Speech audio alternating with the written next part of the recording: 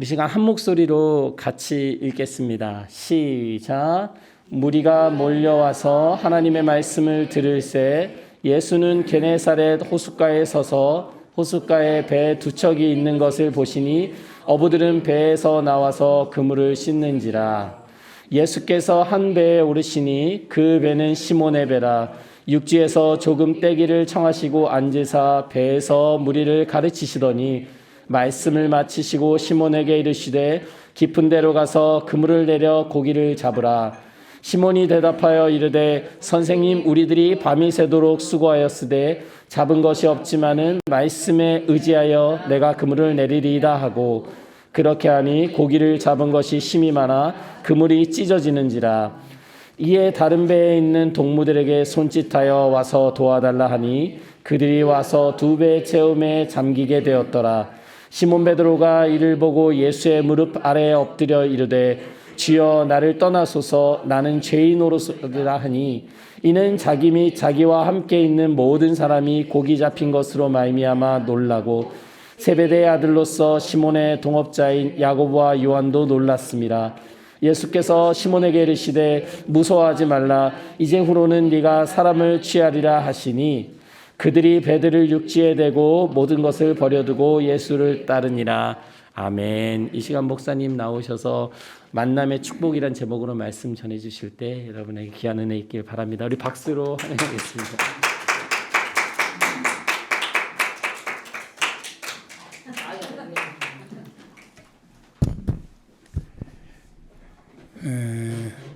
여러분 반갑습니다. 나는 어떤 사람인가? 여러분이 만난 저 목사님은 누군가? 설교 듣기 전에 먼저 궁금한 가지죠.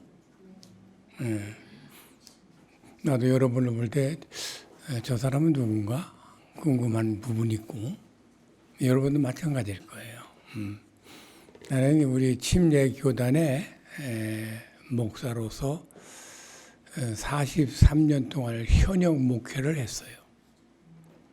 교회를 2개 개척하면서 목회하다가 은퇴를 하는데, 지금부터 12년 전 은퇴를 했어요. 은퇴는 첫 번째 교회는 제가 저 미아리 삼양동에서 개척을 했고, 두 번째 개척은 이제 강남 서초구 방배동에 교회를 개척했다가 방배동에서 35년 하다가 제가 은퇴를 했어요. 은퇴 후임자는 내 큰아들. 난 아들만 셋인데 다 목사예요. 지금 이 시간에 다 설교할 거예요. 큰 아들을 내가 후임자로 자리에 앉히고 나는 은퇴를 했어요. 은퇴를 하면 뭘 할 건가? 모든 사람들이 과제예요. 근데 나는 은퇴하면 잠자는 것, 이렇게 선택을 했어요. 그래서 밤에만 자는 게 아니라 낮에도 자고 오전도 자고 오후도 자고, 하여튼 잠에 취했어요. 잠이 그렇게 좋은 줄 몰랐어요. 한 4개월 동안 깊이 잠자는데 하나님이 깨워요. 이젠 일어나라. 그러면서 하나님이 하시는 말씀이, 지금 이 시대가 너무 힘들다. 앞으로 교계가 굉장히 어려워질 거다. 너희 43년의 목회 노하우를 후배들에게 나눠라. 그리고 격려하고 방문하고 기도해주고 설교해줘라. 그리고 너 목회 경험을 나누고, 그래서 앞으로 새로운 패러다임이 필요한 시대에 네가 페이스메이커 역할을 좀 해라. 그게 하나님의 음성이었어요. 그러면서 약속한 것이 두 가지. 하나는 향후 15년간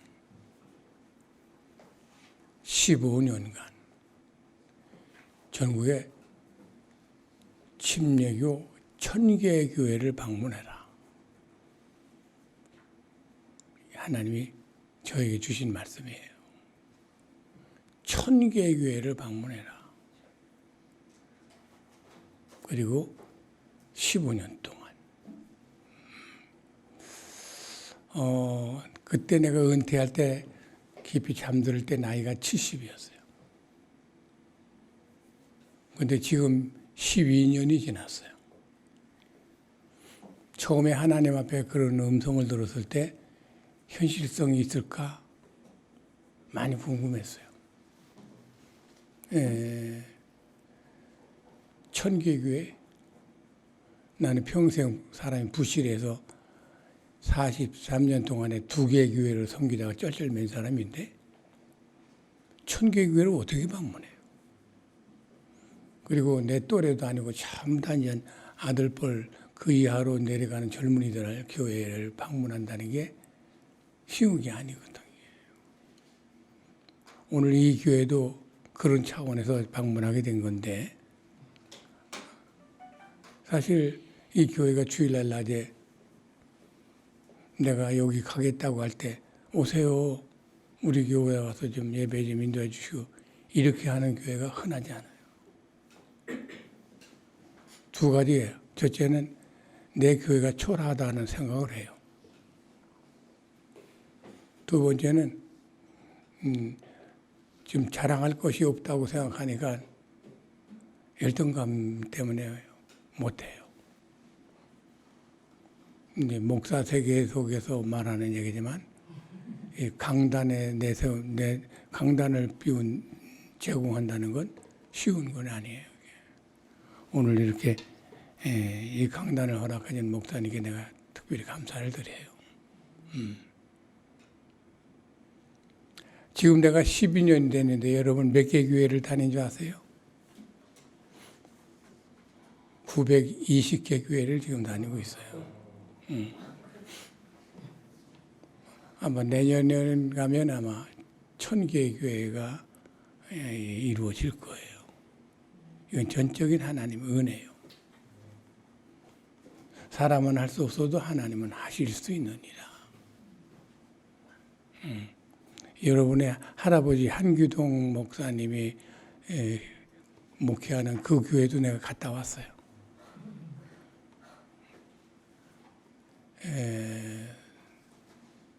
이렇게 이제 하나님의 은혜로 이렇게 다니다 보니까 이게 내가 찾아가는 것 같은데 결국은 하나님이 보내는 거예요. 나는 오늘 이 기회에 와 보니까 좀 색다른 어떤 컬러가 있네요. 지금 많은 사람들이 이런 것들을 사실 필요로 하는 시대가 되고 있습니다. 개성이 있는 목회, 그 재래적인 그런 목회 스타일이 아닌, 근데 여기는 준비된 사람들에 의해서 난 이런 개성이 있는 교회들이 앞으로 필요하다고 생각해요. 우리 선배들처럼 그냥 고생을 하다가 땅을 사고 그다음에 교회당을 그냥 하나 지으면은 성공했다 생각하는 그런 개념이 아닌 자기 은사 따라서 개성 있는 교회를 만들어서 이런 스타일의 교회를 필요로 하는 사람들의 취향과 필요에 해답을 해주는 교회가 사실 필요해요. 이런 식으로 교회를 시작하면은 큰 교회는 못 만듭니다.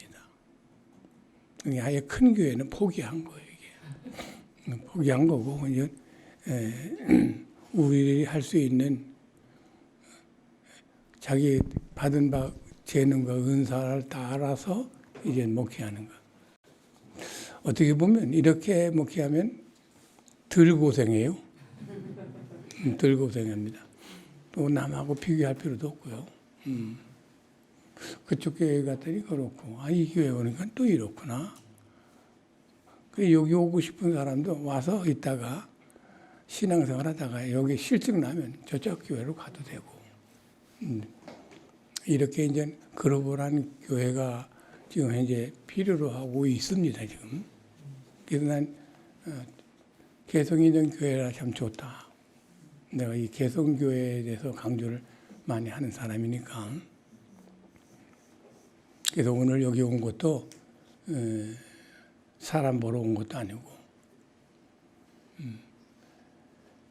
여기에 지금 목사님이 어떤 분인지 내가 오늘 처음 와서 만났고, 그러니까 두 분이 아주 인상이 좋으네요. 목회자가 인상 좋아야 돼. 그래서 개성 있는 목회 축하를 해요. 나는 이 땅에서 사람이 한번 왔다 가는데 만남의 축복에 대해서 많이 느껴요. 좋은 부모를 만났다. 이거 참, 여기는 벌써 이제 아버지가 목사네. 나는 불교 가정이었어요. 할머니가 중이었어요. 열심히 있는 할머니라 저를 2개씩이나 섬겼어요. 그런 가정에서 제 형님과 제가 목사가 됐어요. 제 형님은 지금 대전의 대흥침례교회 안정만 목사님이 제 형님이에요. 그 두 형제가 예수를 믿고 믿음의 가정으로, 그러니까 우리 아버지, 어머니, 할머니 그야말로 아주 불교에 골똘하신 분들을 밑에서 목사가 나온 거죠. 안종만 목사님 형님 그쪽에서는 2 형제가 목사고, 내 쪽에서는 3 형제가 목사고, 5명이 이제 목사가 다음 세대에 지금 이루어지고 있는 거예요. 저는 그러나 오늘 내가 내던 것에 은혜 가운데 하나가 좋은 부모 만난 것을 인정합니다. 좋은 친구도 만나고 좋은 배우자도 만나고, 또 뭐니 해도 나는 한 번 왔다 가는 인생이 예수님을 만나는 것이 인생의 대박이다. 만약에 내가 예수님을 못 만났다면 이런 생각을 해보죠. 저는 내가 나를 아는데 예수님을 못 만났다면 쪽박 났을 것 같아. 대박이 아니라. 근데 나는 지금 예수님을 만나고 내 인생의 대박이 터진 사람이에요. 은퇴하고 나서 내 나이가 지금 82인데 이 나이를 지금 이제 전국을 순회하고서 교회를 방문하는 것은 우리 교단의 처음이에요. 이런 일이 없었어요. 그런데 하나님은 왜 어떻게 이런 일을 어떻게 내가 할 수 있어요? 하나님의 은혜죠. 하나님의 은혜로 사는 것이 인생의 대박이라고 생각하는데, 예수님 만난다는 것, 예수님을 통해서만 하나님을 알게 되고 하나님을 닮아가게 되는 거니까. 어떻게 예수님을 만났느냐고 하는 거지. 여러분, 예수님 만났어요? 나는 이 질문에 대해서 대답을 잘 못했어요. 나는 중학교 2학년 때 처음 교회 나갔는데 교회가 좋았어요. 첫인상이.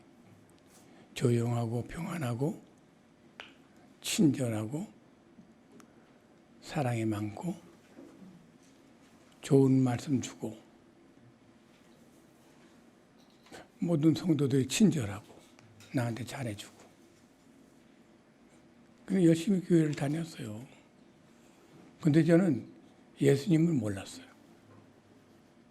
오늘 여기 계신 분 중에 혹시 난 아직 예수님 못 만났습니다 하는 분이 있을까봐 얘기를 합니다. 우리가 생각할 때는 교회 다니고 열심을 내면 다 예수님 만난 줄로 착각을 해요. 나는 교회 나간 지 10년 동안을 예수님 모르고 다녔어요. 그러니까 10년 동안 난 잃어버린 10년이라고 그러는데 예수 얘기 들어도 예수님이 누구냐라고 물을 때는 내가 대답을 못했어요. 성경에서는 예수님이 하나님의 아들이래요. 근데 하나님의 아들이 믿어지질 않았어요.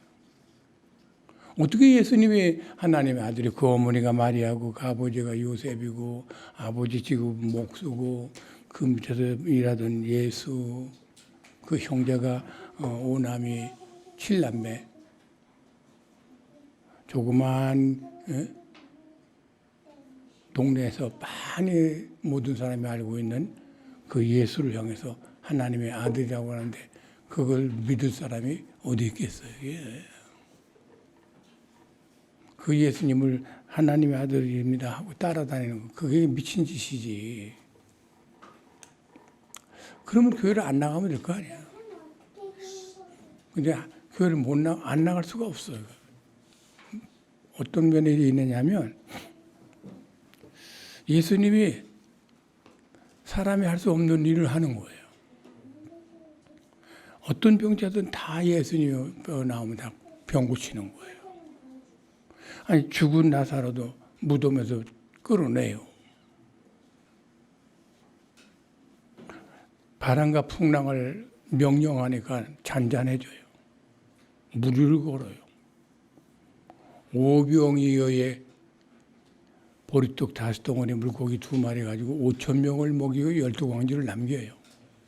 이게 어떻게 사람이 할 수 있는 일이에요? 그럼 하나님의 아들이라고 하는 이 말에 내가 거기서 벗어나지를 못하는 거예요. 이런 면에서는 하나님의 아들인데 육신적으로 조사해 보면 하나님의 아들이 될 수가 없는 것. 이것에 대한 갈등이 10년이야. 그러다가 어느 날 내가 설교 듣는데 예수님이 하나님의 아들이다 하는 말씀을 듣다가 내가 그냥 뒤집어진 사람이고 음악하는 사람은 은혜롭고 아주 잘하는 음악을 들으면 뭐 소름이 끼친다고 그러는데 교회에서는 영적으로는 하나님의 은혜, 이걸 성령의 임팩트라고 그러는데 하나님의 은혜가 강렬하면 소름 끼치는 향기야 눈물이 나와요. 교회 나오면서부터 눈물 흘린 사람도 있어요. 나는 10년 동안 교회 나와서 눈물 흘린 적은 없어. 근데 그날은 눈물이 나오는데 걷잡지 못하는 눈물을 흘렸어요. 나는 그 이후로 교회를 다닐 때마다 계속 수건을 가지고 다녀야 돼요. 나는 그때 예수님을 만난 겁니다.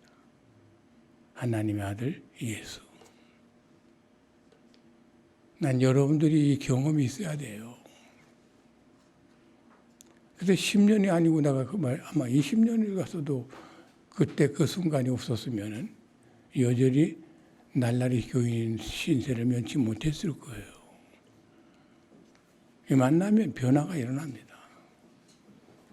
더 알고 싶어서 그러다가 신학교를 가고 목사가 되고 목회를 하면서 배고픈 것 같은 것은 그건 부끄러움이 아니고 그건 훈장이라고 생각을 했으니까 사람이 이렇게 변하잖아요. 예수님 만나야 됩니다. 난 여러분에게 물어보고 싶은 여러분 진정 예수님을 만났습니까? 머리로는 다 알아요. 머리로선 믿어요. 입술로도 믿어요. 근데 삶에 변화는 없어요. 앞으로 목회하는 이제 한 목사도 꼭 기억할 것은 교인이 여기 몇 명이 들어 차느냐 그게 중요한 게 아니에요. 변화된 사람이 몇 명이 생겼느냐 그게 중요한 거죠. 교회에 들어오는 사람이 있어도 그다음에 얼마 안 가면 다들 나가잖아요. 개척교회에서는 굉장히 숫자 놀이에 신경을 많이 써요. 오늘은 몇 명이고 지난주는 몇 명이었고 늘었고 줄었고 이것에 그냥 사람이 굉장히 민감하잖아요. 그게 아니라 저 사람이 예수님을 만났나 못 만났나. 만난 사람의 특징은 변화다. 물이 포도주로 변화시키는 제일 첫 번째 기적을 예수님이 베푸셨는데 물이 포도주로 변하면 몇 가지 있잖아요. 색깔이 변하잖아요. 그래서 예수님을 지금 영고 만난 사람은 색깔이 변해요. 밝게요. 깨끗해요. 친절해요. 항상 기뻐하는 모습이야. 이것도 여러분 인위적으로 되는 게 아니거든요. 이게.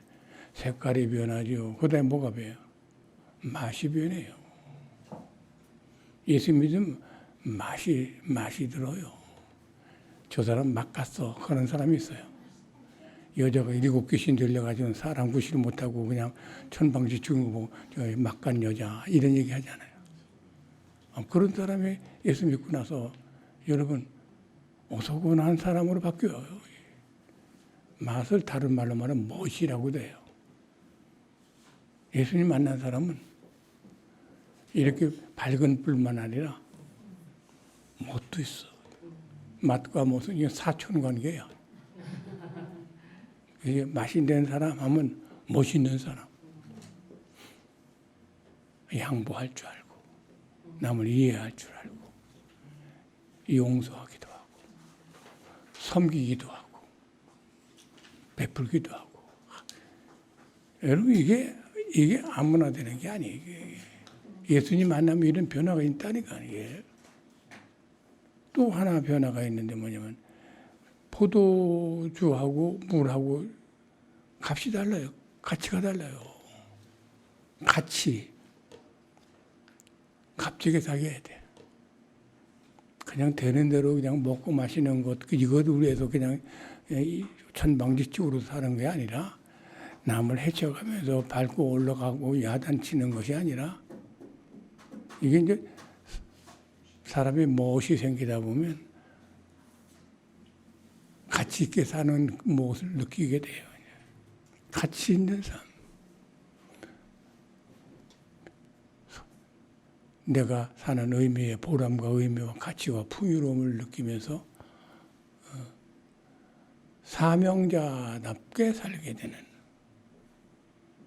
오늘 아까 베드로 얘기했지만은 베드로가 촌사람이고 베드로가 금을 치는 어부고 돈도 없고 배운 것도 없고 그런 사람이 예수 만난 후에 여러분 그 인생 전혀 차원이 다른 값지게 인생 살잖아요. 고기를 낚는 사람이 사람 낚는 어부가 되잖아요. 이런 어떤 사명적인 인생이 되는 거라고 이게. 이게 사람이 예수님을 만나면 변한다. 여러분 어떻습니까? 다시 한번 물어봐요. 예수님 만났어요? 내 삶 속의 변화를 여러분 체험하고 있습니까? 그리고 사람들이 그렇게 인정합니까? 저 사람은 주일날 교회는 가는데 주관을 보면 전혀 엉뚱한 사람이고 믿지 않는 사람과 조금도 다름이 없다고 한다면 그 뭔가 좀 검토를 해봐야 돼요. 자, 나는 이제 여러분에게 이제 이렇게 또 정리해 보려고 그래요. 누구든지 예수님 만나면 변한다. 어떻게 변하느냐? 좋게 변한다. 순간적으로 예수 믿으면 죄 용서받는 이런 순간적인 은혜도 있지만 이 예수님 만나면 점진적인 변화가 있어요. 점점 좋아지는 거야. 이 포도주가 어디서 나왔어? 되게 처음에 좋은 게 나오고 나중에 술 취했을 때는 그냥 물도 타고 해서 나오는 것이 보통인데 이 집은 어떻게 나중에 나오는 이 포도주가 더 맛있지? 더 좋아지는. 변화돼 좋게 변하는. 그래서 이 변화를 세 가지로 성경이 말하잖아요. justification 이 말은 뭐냐면 의로 죄 용서받는 변화, 하나님 자녀로 인신받는 변화. 두 번째는 sanctification 거룩해지고 착하고 진실해지고 성화된 사람. 그다음에 glorification 영화로운. 이것은 죽음 후에 하나님 앞에 있을 때 천사와 같이 변하는 변화. 이런 세 가지 변화가 만난 사람에게 예외 없이 약속이 되어 있거든. 여러분, 그러면 어떻게 보면 여러분 좀 변화가 필요하지 않아요? 나만에게 예수님 만나지 못하고 변화가 일어나지 않았다면 참 문제덩어리였을 거예요. 예수님 만나고 나서 보장된 것, 분명한 것, 내가 여러분에게 얘기해서 좋게 변합니다. 그냥 겉만 변하는 게 아니에요. 속사람이 변해요. 이런 변화를 진실로 이제 원한다면 우리 교회 나오는 사람들 보면 두 종류예요. 변화가 필요해서 나오는 사람. 또 하나는 변화가 돼서 기쁘고 고맙고 감사해서 은혜에 감동해서 나오는 사람. 이런 사람은 뭐 봉사도 하고 뭐 어떤 헌신에도 그냥 항상 자원하는데 변화, 나도 좀 변하고 싶어. 그래서 나와서 앉아있는 사람이 있어요. 그런 사람이 필요해요. 그러면 이제 내가 이런 중요한 문제를 얘기할게요. 우리 어린 아이들도 꼭 들어둬야 되고 문제가 자기에게 해당이 될 거예요. 누구든지 이 예수님을 만나려면 그래서 예수를 만나서 변화가 되기를 원한다면 하나님 말씀을 들어라. 따라서 하세요. 하나님 말씀을 들어라. 누구든지 믿고 싶지요. 누구든지 변화되고 싶지요. 그런데 믿거나 변화가 일어나려면 하나님 말씀을 들어야 돼요. 이 하나님 말씀이 이게 보통 말씀, 성경책에 있는 그 말씀이 성경에서 모든 말씀은 하나님의 감동으로 쓰여졌다고 그러는데 이 감동이란 말을 원어로 근거하면 하나님의 생기가 들어간 책이라는 거예요. 죽었던 것을 살리는 생기예요. 인간을 흙으로 만들어 놓고 하고 생기를 부르니 생명이 되더라. 이 생기. 이 성경은 생기가 들어가 있는 책이에요. 그래서 아주 오래된 고전에 불과한 책이 아니라 이건 하나님의 생기가 들어가 있어서 여기 방향을 우리 인생의 방향을 제시해 줘요. 그래서 미래를 어떻게 살아야 할지 이것이 해결되지 않은 사람은 꼭 성경 말씀을 통해서 자기 인생의 길을 찾아야 돼요. 회개, 사람을 나는 죄인이구나 이걸 깨닫게 만들고 가슴치게 만드는 것도 성경을 봐야 돼.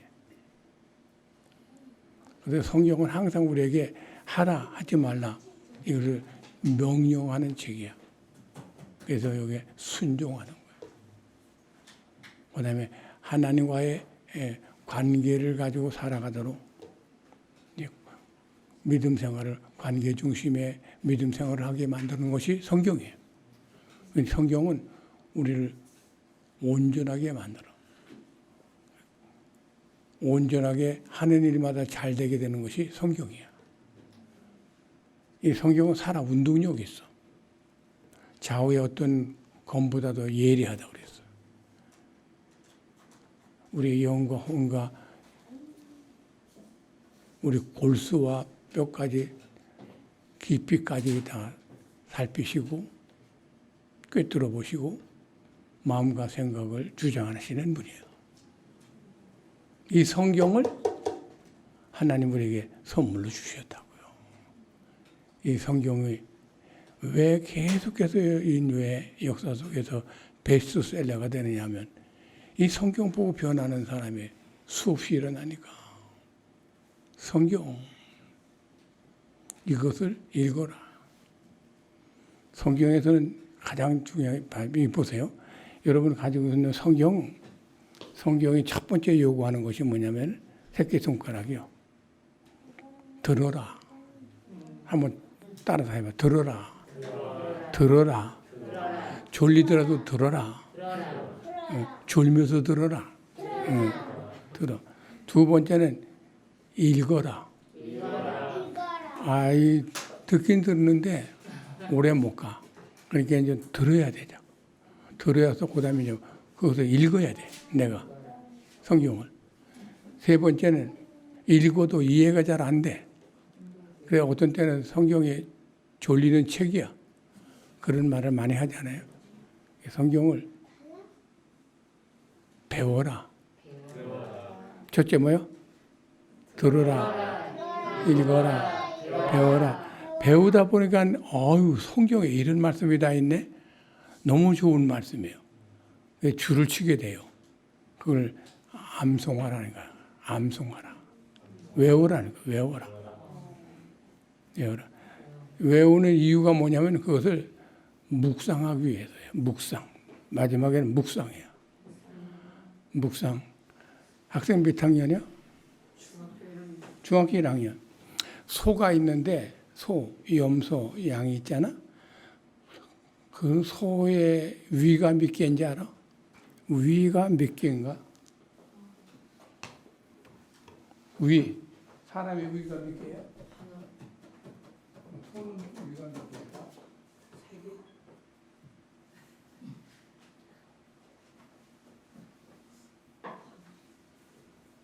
여기 있는 사람 수준으로는 못 알아요. 소가 위가 몇 개냐면 4개예요. 4개. 근데 소를 가만히 연구해 보면 여물이라고 해서 풀과 집 같은 것을 먹거든.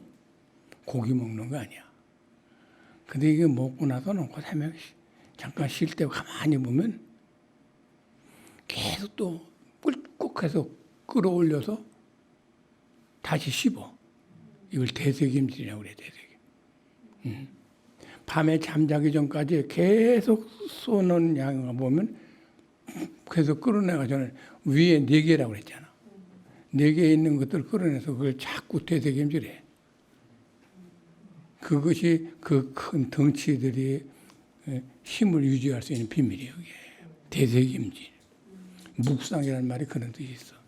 하나님 말씀을 꿀꺽 끌어내가지고는 또 생각하고 또 꿀꺽하고 이런. 그러면 다시 한번 해볼게요. 첫째 뭐죠? 두 번째? 읽어라. 세 번째? 배워라. 그다음에?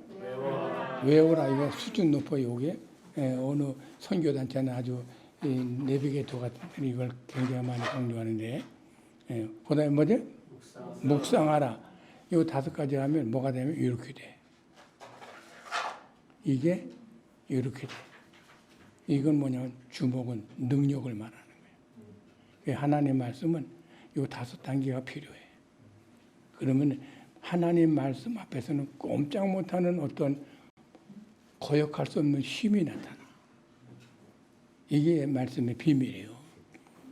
그래서 무엇보다도 지금 난 여러분에게 말씀드린 것은 목사님이 이제 앞으로 이런 거 다 가르쳐 줄 건데 그 중에 하나 들어라.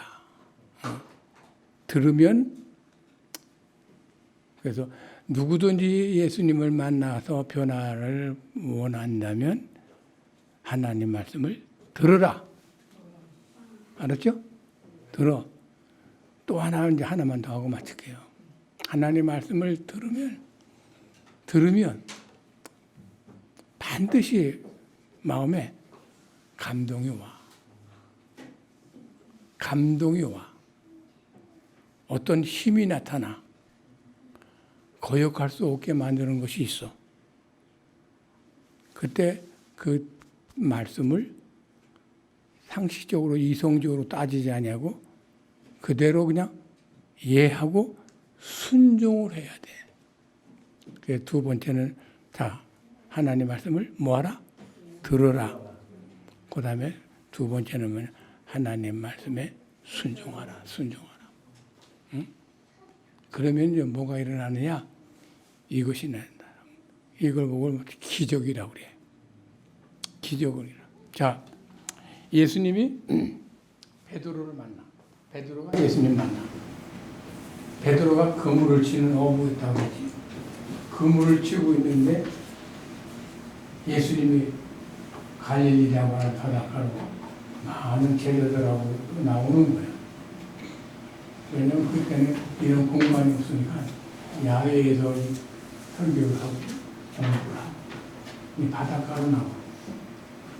그래도 부분적으로 만나면 베드로는 근데 베드로 실정이 어떤 실정이 아니냐면 밤새도록 그물을 던지려고 한 번도 안 했어요. 아주 기분 나쁜 거예요. 베드로는 내가 이게 직업을 바꿔야 되나? 그럼 뭐 배운 게 있어야 돼. 할 일이 있어야 돼. 그래서 속상한 거예요. 재수 없는 날이야. 근데 거기에 예수님이 많은 사람들 와서 예수님 하신 말씀에 여기 배 좀 빌립시다. 밤새도록 그걸 시키면 거기 하나도 못 잡았거든. 배가 비어있는데 배를 빌리래. 예. 배를 조금 그 바다에 좀 띄워주시겠어요? 왜 그래? 그랬더니 거기 앉아서 좀 이 물을 같이 빼야 되겠다. 배를 좀 떼고. 그랬더니 그 예수님 그 배에 앉아서는 그 많은 분들 앞에 설교를 하는 거예요. 베드로는 뭐냐면 예수님도 상관이 없고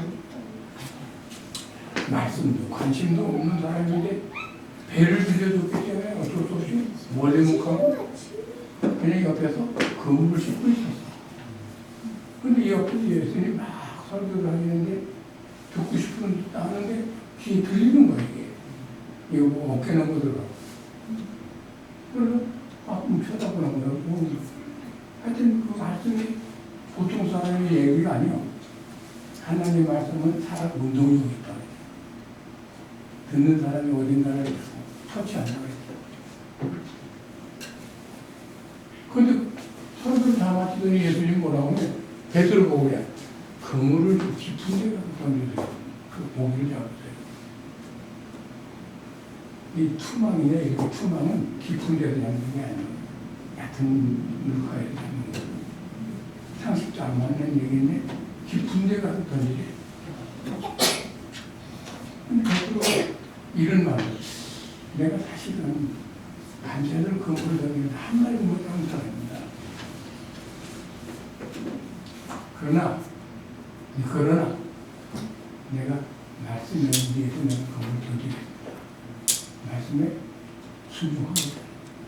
벌써 어깨너머로 말씀을 듣는 순간이 벌써 뭔가 터치가 됩니다. 그래가지고 그물을 던져. 그런데 주먹이 나타나는 거예요. 고기가 그냥 때려 잡히는 거예요. 너무 많이 잡혀가지고 배 두 배가 가득 채웠어. 그러니까 모든 옆에 또 다른 배도 있었는데 그들도 그렇고 모두가 그냥 놀라는 거예요. 자, 하나 꼭 기억해요.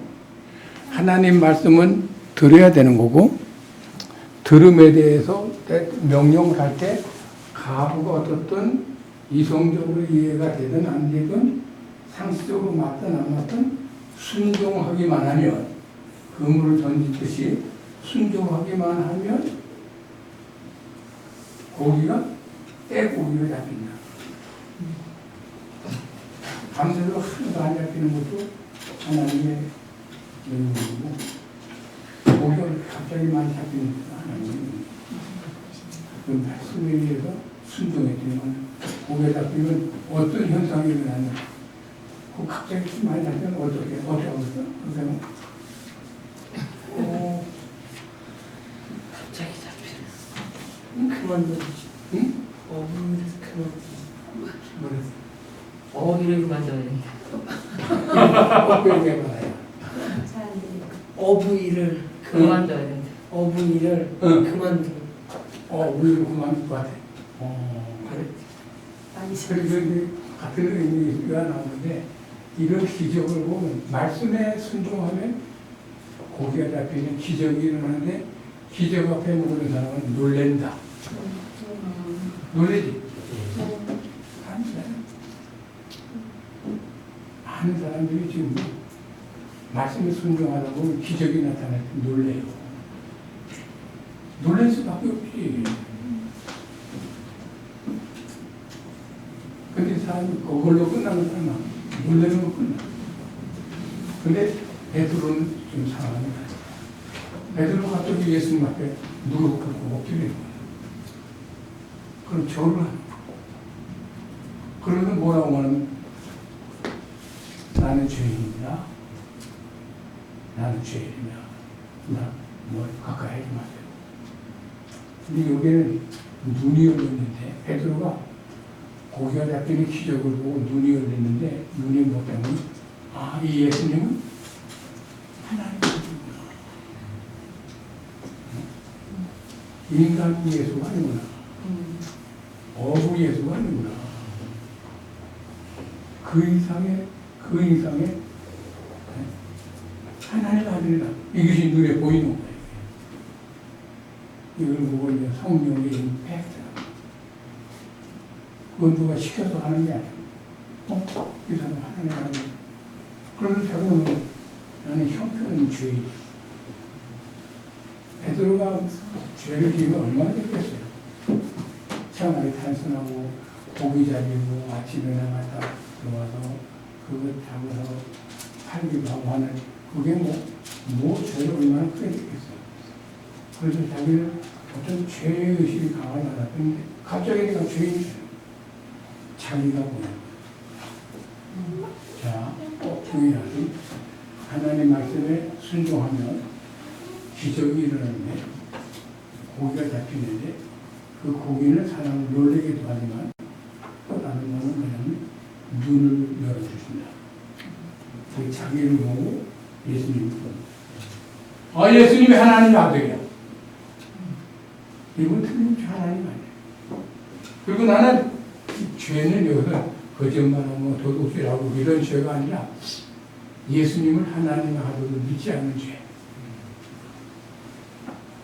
이건 보통 말해서는 안 통해. 근데 하나님의 말씀에서 이런 역사가 나타날 때는 그것이 자기가 이렇게 죄인이라고 하는 거 깨닫게 되고 고백하게 됩니다. 신앙생활은 여기서부터 시작해요. 그런데 이제 결국 이렇게 뭐냐면은 고기가 많이 잡힌 걸 가지고서 믿는 것 같지만 그것은 나에게 자극을 준 거고 진짜 믿음은 어디서 시작되냐면 눈이 열리는 데서 시작돼요. 나는 죄인이다. 예수님은 하나님의 아들이다. 그것을 어떻게 고백하냐면 무릎을 꿇어 엎드렸다고 그랬지. 지금 중학생이면 그 정도 할 텐데 4대 성자 하면 알아? 4대 성자 하면은 소크라테스. 이런 부분에 소크라테스가 딱 들어오면 어떻게 할까? 사람들이 일어나는 두 번째 성자 공자가 있어. 공자가 이 몸에 딱 들어오면 사람들은 어떤 반응을 하더라고. 박서서 박수를 쳐. 세 번째,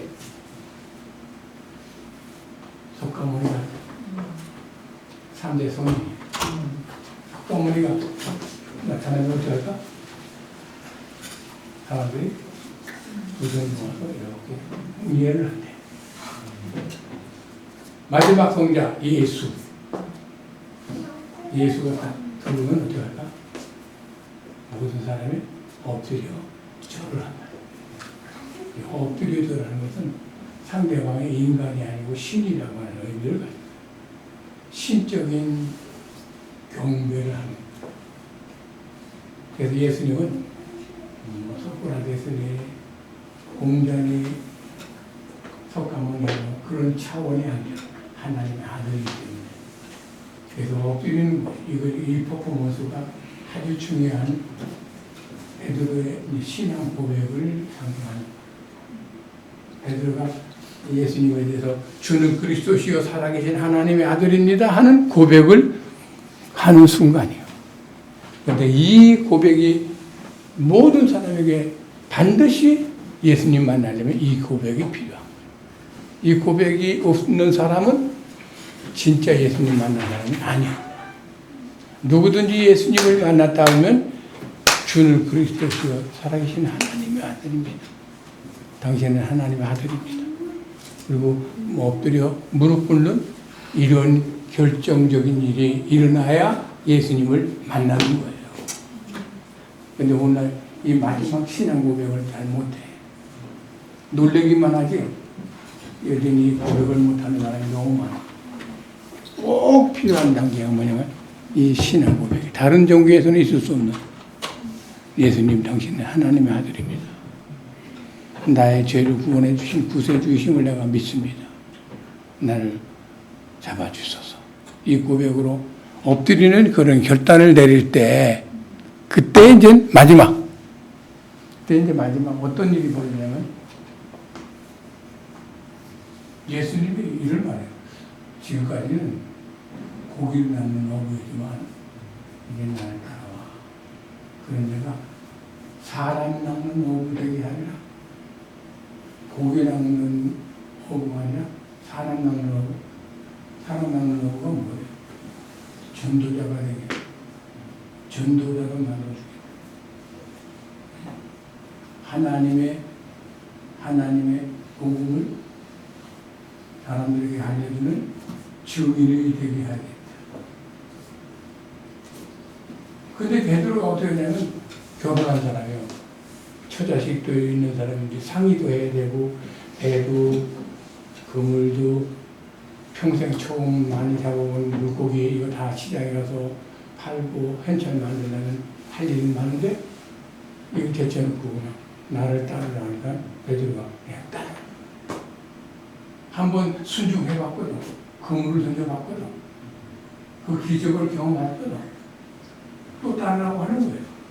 사람은 어부되게. 인류 역사에서 성경에 나오는 두 거물이 있는데 한 사람이 바울이고 한 사람이 베드로예요. 아주 거물이 되고 대박이 터진 거지. 하나님의 전도자. 오늘 우리들도 말씀에 순종해서 예수님을 만난 우리들에게 하나님이 요구는 뭐예요? 너는 사람 낳는 어부가 되리라. 전도자가 되라. 전도자가 되라. 그래서 우리가 이 땅에 사는 동안에 그냥 먹고 마시고 있는 이런 것들에 연연하고 거기에 매이는 삶이 아니라 전도하는 삶을 살아야 돼. 하나님 가장 기뻐하는. 이제 결론.